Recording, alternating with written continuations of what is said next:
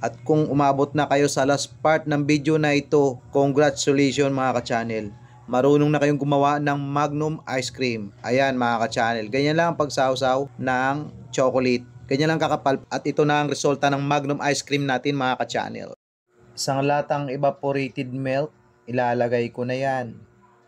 Isang latang all-purpose creamer, ilalagay ko na rin yan. Isang pirasong all-purpose cream, Nestle brand, 200 ml. Isang pirasong all-purpose cream, Carnation brand, 200 ml. Lalagay na rin yan at haluin.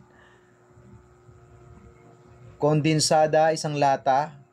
Lalagay ko na rin at haluin. At mayroon akong Oreo. Dudurugin ko lang itong Oreo. Ayan, ganyan lang yung pagdurog ng Oreo. Durug-durugin lang natin yan mga ka-channel. At ilalagay natin ang Oreo sa disposable cup na 3 ounce. At lalagyan natin yan ng 1/4 cup na minixture natin na milk kanina. Ganyan lang paglagay. 1/4 cup lang ang sukat ko dito mga ka-channel. Nakadepende sa inyo kung gaano karami yung ilalagay nyo. Lalo na sa pangnegosyo. Dapat i-costing nyo rin kung magkano yung puhunan nyo at kung magkano yung kikitain nyo. At kung magkano yung isa na ibibinta nyo. Ayan, tatakpan ko na rin ng foil yan, mga ka-channel. Ganyan, bari, inano ko lang ang foil na ito. Inulma ko lang ng ganyan lang kalaki. At pagkatapos nyan, ilalagay ko na sa freezer ang lahat ng ito. At bubutasan lang natin yan.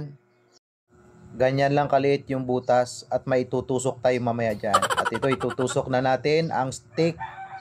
Ito yung ginagamit nila sa ice cream stick. Lalagyan natin para hindi tayo mahirapan at may mahawakan tayo sa Magnum ice cream natin. At ayan, magtitimpla na rin ako dito ng chocolate, homemade chocolate. Cocoa lang ang ginamit ko dito mga ka-channel. Bumili ako ng cocoa na Guya yung brand. Maglalagay ako ng 1 cup na cocoa. Tapos naglalagay na rin ako ng 1 cup na brown sugar. Cornstarch, 1/2 tablespoon ang nilagay ko. At halo-haluin lang yan. Pakuluan lang natin. Maigi. Hanggang sa lumapot yung homemade chocolate na ginawa natin. At kapag okay na ang pagluto natin sa chocolate, isasalin na natin sa baso yan para palamigin. At ito na nga yung Magnum ice cream natin mga ka-channel. Overnight natin pinreser yan. At matigas na siya. At pagkatapos ito na, malamig na yung homemade chocolate natin na ginawa. Tatanggalan lang natin ng foil. At isasawsaw lang natin sa tubig saglit para mabilis makuha. Ayan, nakuha na natin ang Magnum ice cream. Pagkatapos, isasawsaw lang natin yan sa homemade chocolate na ginawa natin mga ka-channel. Ganyan lang ang pagkasawsaw natin.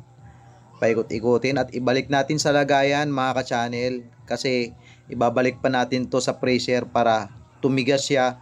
Para maganda yung pagkagawa natin ng Magnum ice cream. Kaya subukan nyo rin gumawa ng ganitong ice cream. At kung umabot na kayo sa last part ng video na ito, congratulations mga ka-channel. Marunong na kayong gumawa ng Magnum ice cream. Ayan mga ka-channel, ganyan lang ang pagsawsaw ng chocolate. Ganyan lang kakapal. Pwede mo nyo rin medyo kapalan yan. Depende sa inyo. Pero pag lalo na pag negosyo, at ibabalik pa natin sa freezer to mga ka-channel, patigasin lang natin ng chocolate at ito na ang resulta ng Magnum ice cream natin mga ka-channel.